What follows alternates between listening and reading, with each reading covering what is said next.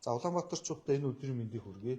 Өнөөдөр бас нэг одоо Улаанбаатар хотод Монгол улсад хамгийн өндөр ач холбогдолтой хэрэгжиж байгаа төслийн талаар бас танилцуулга сонслоо.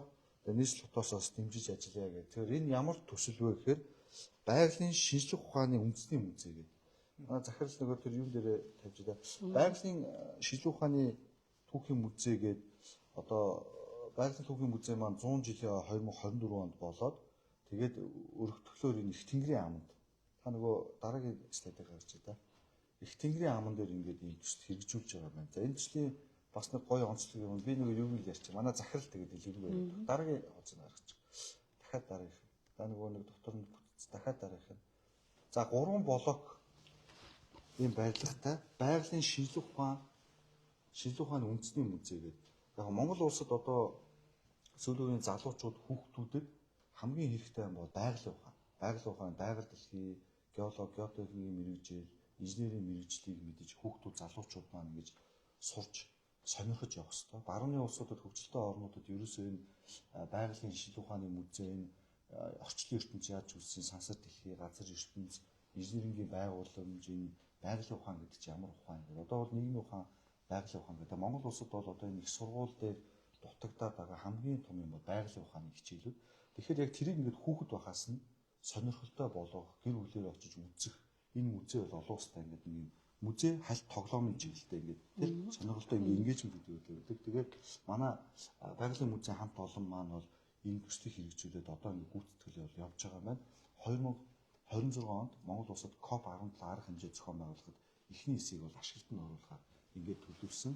За манай Монголын байгалийн шинжлэх ухааны үндэсний музейд болохоор энэ орчлонгийн үүслийн хэсэг, геологийн хэсэг, газар зүйн хэсэг, байгалийн бүс бүслүүр, палеонтологийн хэсэг, хүний үүсэл, шинжлэх ухааны дүүгээ. Тэнд дээр нөгөө биологи, геологи, физик, хим, Монгол гэх. Тэгээд палеонтариум гэдэг нөгөө үзүр юмтай хурлын зал, амфитеатртай, тэгээд түр үзэсгэлэнтэй гэдэг. Ингээд нөгөө одоо хүүхдүүдийн байгалийн ухаанд сонирхолтой болгох хамгийн чухал музей хэсгүүдийг байхаар ингээд энэ чинь аль блок юм нэлээ томоор ABC бол 3 блок маань ингээд байхаар юм гой төлөвлөлттэй төсөл бол нийт 66% гүйцэтгэлтэй явж байгаа. 27 онд бүрэн ашиглалтанд орно. 26 онд бол хэсэгчилж ингэж ашиглалтанд орохоор төлөвлөгдөж байгаа. Тэгэхээр бас энэ төслийг бол ер нь засгийн газар нийслэлийн хэмжээнд бүрэн дэмжиж ажиллах хэрэгтэй. Яг гэвэл Монгол улсын хэмжээнд энэ байгалийн шинжлэх ухаан гэдэг бол өндөр ач холбогдолтой байгаа. Тэгээд энийг бол бас гэр бүлэрээ хүүхэд залуучууд очиж үзэх, сонирхох, энэ мэрэгжил дуртай болох энэ талаараас өндөр ач холбогдолтой юм байна. Тэгэхээр манай захирал та өөрийгөө танилцуулаад товчхон нөхцөлийн хамтлагаас танилцуулаад өгчлээ хөө. За сайн бацгаана уу. Намайг Манчук гэдэг байгалийн шинжлэх ухааны музейн захирал байна. За манай музейн хувьд бол 1924 онд байгуулагдсан. Өнгөрсөн жил бол 100 жилийнхаа хойг тэмдэглэсэн байгаа. За 2024 оны 9 сард энэ шинэ музей маань барилгын шав тавигдаж эхэлсэн гэсэн байна. Ерөнхийлөгч маань очиж ерөнхийдөө шав тавилаад эхний одоо барилгын үйл ажиллагаа маань эхлээд явсан гэсэн байна. За 25 онд болохоор бид нар байгалийн түүхийн музей маань байгалийн шинжлэх ухааны үндэсний музей болох энэ шилжилт рүү орж байгаа гэсэн байна. Засгийн газрын тогтоол гаргах гад бид нар одоо хүлээж байгаа гэсэн байна. 26 оны 8 сард COP17 болон Монгол улсад за энэ үеэр болохоор бид нар Б блок буюу палеонтологийнхаа хэсгийг ашиглалтанд оруулахар төлөвлөж байгаа гэсэн байна. 27 оны 10 сар гэхэд ерөнхийдөө музей нээлттэй инаар гэсэн төлөвлөгөөтэй явж байгаа гэсэн байна. За байршлын үед болохоор Сүхбаатарын талбайгаас урагшаага 3.8 км их тэнгэрийн амд төлөвлөгдсөн явж байгаа гэсэн байна. За төслийн үед болохоор 24-оноос 27 он хүртэл гэсэн хугацаатаагаар явж байгаа. Нийт барилгын талбай маань болохоор 47,000 м². За зогсоол бол нэг 560 орчим зогсоолыг бид нар төлөвлөж байгаа. Гадаа болон дотор гэсэн. За ажлын хүчний үед бол бид нар нэг 250 ажилчинтай байна гэсэн төлөвлөгөөтэй. За байршлын үед хаан бол богдол байгаа. За барилгын ажлын гүйцэтгэл бол нэлээд сайн явж байгаа. Нэлээд олон компаниуд орцсон явж байгаа гэсэн байна. За 10 сарын байдлаар манай барилгын ажил 66% явж байгаа гэсэн байна. За A, B, C гэсэн ийм 3 блоктай гэсэн байна. Тэр уртлын C буюу палеонтологийн хэсэг маань иргэжил COP17-гийн үеэр ашиглалтанд орно гэсэн төлөвлөгөөтэй явж байгаа. За A, B нь болохоор 27 онд ашиглалтанд орно гэсэн төлөвлөгөөтэй явж байгаа гэсэн байна. За нийт A, B, C буюу монголоор бол А, Б, В гэсэн энэ 3 блокийн маань метр квадрат талбайнууд нь ямар зохион байгуулалттай явах вэ гэхлээр А блок B1 давхар, 1 давхар, 2 давхар, 3 давхар гэсэн зохион байгуулалттай байна. 1 давхартаа B1 давхартаа болохоор лаборатори, сэргээн засварлалт, офисууд байна гэсэн төлөвлөгөөтэй явж байгаа. 1 давхартаа болохоор бэлэг дурсгалын дэлгүүр, кофе шоп, амфитеатр, төр үзэсгэлэнгийн талбайтай байна гэсэн үг байна. 2 давхартаа орчлонгийн үйлслийн танхим байна, геолог байна, газар зүй байна, кофе шоп гэж төлөвлөж байна. 3 давхартаа боловсролын хэсэгтэй байна. Нас насны англи хэлээр боловсролын хөтөлбөрүүдийн музей дээр явдаг байна гэсэн үг байна. Тэгээ ресторан байна. Кофе шоп номын дэлгүүртэй байна. Тэгээ хурлын танхимтай байна. Хурлын танхим болохоор олон улсын хэмжээний хурлын танхим 250 хүний судалтай гэж төлөвлөж байгаа юм. За Б блокийн хувьд болохоор яг адилхан 3 давхар байгаа. Доод хэсэгтээ бол тэр чигээрээ сан амраг байгаа гэсэн үг байна. Музейн сан амраг доод хэсэгтээ байна. За нэг давхарт нь болохоор хүний үйлслийн хөгжил, шинжилгээний танхим байна. Шинжилгээний танхим бол маш том танхим байгаа. Анх удаа энэ хэсэг одоо Монголд хийгдэж байгаа гэсэн учраас ерөөсөө оролцоотой байна гэсэн үг. Одоогийн музей, уламжлалт музей ямар вэ гэхээр хардаг байгаа. Ерөөсөө хурж болтгоо. Энэ музейн онцлог нь юу вэ гэхээр оролцоотой. Хүүхдүүд өөрсдөө хурж үздэг, тоглолдог, туршиж үздэг. Аюу сонирхолтой хэлбэртэй гэж тэ иглүүлээл тэ. Би хагас нөгөө 20-30% нөгөө тоглоомын шин entertainment шинжтэй тэ. Байгалийн бүс бүслүүрийн хэсэгт болохоор ерөнхийдөө 7 бүс бүслүүрийг харуулж байгаа гэсэн. Говийн хэсэг гэхэд говийн цөлөрхийг хэсгийг харуулж ин гэсэн байна. Хойшоогоо хөвсгөл гэхлээр цаа бухтай хэсгийг харуулж ин гэдэг байдлаар бүс бүсээр нь ингээд өөрөөр тухайн бүсэд амьдардаг амьтан ургамлууд нь байх байдлаар ерөнхийдөө диорамууд нь гарч байгаа гэсэн байна. Тэгээд дээдлэлтэй бид нар болохоор дом театртай байна гэж төлөвлөж байгаа. Энд болохоор 360 градусаар ерөнхийдөө том театр байна. Тэнд болохоор одоо жишээл динозавртай холбоотой жижигхэн контентууд явуулах гэхэд тэнд очиж үздэг байдлаар зохион байгуулалт гэсэн төлөвлөгөөтэй явж байгаа. За веб блог болохоор ерөөсөө хоёрхан давхартай. B1 давхар гэж байхгүй, 3 давхар гэж байхгүй. Энд дээр болохоор палеонтолог байна гэсэн үг байна. 2 давхар палеонтолог. Энд болохоор Монгол ерөөсөө палеонтологоор алдартай. Нийт үзмэрийн маань бараг 90% нь болохоор оригиналаар байх юм. Тэгээд дэлхийд дэлгэгдэж байгаагүй үзмөрүүд нөгөө үлгэрүүдийн юунууд гэсэн үг шүү дээ, тийм. Олдууруу. Тэгээд одоо жишээл ноцолдож байгаа динозавр гэхэд зөвхөн Монголд байдаг. Big Mama буюу өндгөө дарж байгаа инженер байна. Тэр болохоор зөвхөн Монголд байдаг. Зөвхөн Монголоос олддог маш алдартай үзмөрүүд бүгд энд тавигдана гэсэн үг байна. Тэгээд дэлхийн алдартай геологч нар, палеонтологч нар Монголд энэ музейг ирж үзэх боломжтой. Биднээс хүүхдүүд гэр бүлээрээ бид нар бас ингэж үзэж сонирхох боломжтой. Нийт ингээд энэ ч одоо 44,000 метр квадрат энэ том Б1 зорийн талбартай ийм гоё одоо хамгийн одоо юу гэх Монголын одоо ирээдүйн залуучуудаа бодсон энэ сайхан төсөл бол 66-тай явж байгаа юм байна тий. За цаашаа ингээд танилцуулъя. Түрүүн танилцуулсан нөгөө галерей болгоны маань дотор нь юу байх юм бэ гэдгийг харуулсан байгаа. Энэ бол 1 давхар, энэ 2 давхар ахна.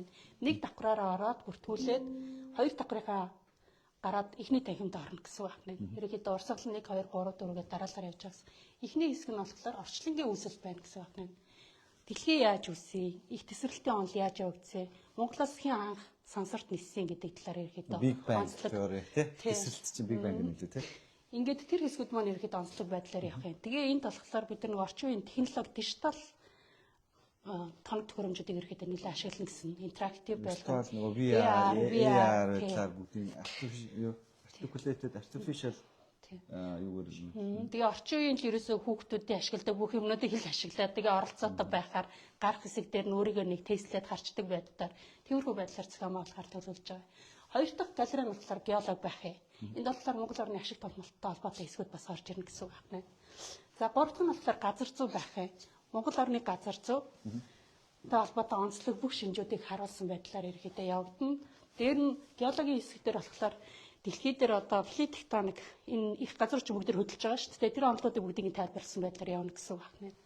За газар зүйгээс гараад байгалийн бүс бүслүүр рүү орно. Нөгөө хилээд исэн энэ 6 бүс чинь гараад ирж байгаа гэсэн. Өндөрлөг уулархаг хэсгийн бүс бүслүүр, тайгын бүс, айд хэрийн бүс, говийн бүс, цөлийн бүсүүдийн бүгднийг газар нутагтаа жижигхэн иймэрхүү хэсгүүд үүсгээд тэнд нь амьдардаг амьтан, ургамал, шуудтай намт ирэхэд харуулна гэсэн төлөвлөгөөтэй явж байгаа гэсэн. За тэгээ энэ галерей болгон өөрийн гэсэн шигтгэн үзмөртэй байх юм. Тэр галерейгээс гарахад ямар мэдээлэл дотор нь хоногшиж үлдэх ёстой вэ гэдэг дээр нэрхэд анхаарч ажиллаж байгаа гэсэн байна. За 5 дахь нь болохоор палеонтологийн хэсэг. Амьдралын үүсэл 4 4.6 тэрбум жилийн өмнөөс дэлхий үүслэе гэж бодлоо. Тэгэхэд 500 сая жилийн өмнөөс амьдралын үүсэл эхэллээ гэж болоод тэр бүх процессыг хүү үүсэх хүртэл яаж явсан бэ гэдэг бүх процессуудыг явсараад хүний үүсэл рүү орж ирж байгаа гэсэн үг байна. Палеонтологийн хэсгийн 5 давхар талаар түрүүний хэлдгээр нөгөө динозаврын хэсгүүд ч орж ирж байгаа гэсэн үг байна. За тэгээ хүний үүсэл явсараад шинжлэх ухаан руу орж ирж байгаа гэсэн үг байна. Тэгээ орчин үеийн шинжлэх ухаан руу орж ирээд за бидний энэ хэсэгдээ болохоор бид нар ерөнхийдөө төр үзэсгэлэнгийн бас нэг хэсэг шинжлэх ухааны булан бай гэдэг байдлаар төлөвлөж байгаа. Танхим болгон дээрээ 41 ангийн хүүхэд багтахаар жижигэн театруудтай байна гэж төлөвлөж байгаа. Энэ танхимыг одоо жишээ үзчихэд дахиад энд 40 хүүхэд суугаад тэр талаарх товчхон мэдээллийг дэлгэцнээс авах боломжтойгоор иймэрхүү жижигэн театрууд хийн гэсэн төлөвлөд байгаа. Тэгээд гол нь ерөөсөө оролцоотой байхаар хүүхэд өөрөө оролдож үзээд мэдээлэл авах гэдэг байдлаар явж байгаа гэсэн үг байна. За планетарум болохоор энэ 8 дээр байгаа. Бүр ингээ ерөөдөө түрүүний хэлсэн. 9 нь болохоор олон улсын театр. Гариг ертөнцийн үзүүлбэрүүд тийм ээ. 9 нь болохоор хурлын театр. Тийм. Энэ нь болохоор 250 хүний судалтай олон улсын түвшний акустик хамтаа ерөөдөө тийм хурлаг гэж төлөвлөж байгаа. За түүнээс гадна энэ бол одоо энэ орон гэсэн маань болохоор барилгын Тэнгэрийн яамд ингээд нөгөө бидний мэдгээр уулын зам ингээд хавар нь явж байгаа. Тэ? Одоо ерхийлэгчийн юу ингэж орж байгаа шүү дээ, тэ? Яг энэ юуны 100 урталт нь. Тийм ээ? 100 замынхаа 100 урталт гэсэн. Тий. Замынхаа 100 урталт нь. Юу баруун 100 урталт гэсэн үг тий. За гадна талбай хувьд ч гэсэн музей дээр үзсэн мэдлэгээ гадна талбай дээр гараад өргөжлүүлээд нэмэлт ойлголтууд авах болон бие дааж суралцах гэдэг байдлаар төлөвлөж байгаа. За энэ дээр болохоор амфитеатр гэж бид нар төлөвлөж байгаа. Гадна суугаад бас боловсролын хөтөлбөрүүд явуулах боломжтой усан хориглуур гэж төлөвлөж байна энэ дээр. За өлөг гөрвөлийн баримлуудыг бас төлөвлөж байгаа. Манайх ерөөсөө гол бахархах зүйл бол өлөг гөрвөл. Монгол улс бол дэлхийд бахархагдах зүйл нь. Тэгэхээр бид нар тэр талаараа ч гэсэн ойлголтуудыг хүүхдүүдэд нэлээд төрүүлье гэсэн байдалтай байгаа.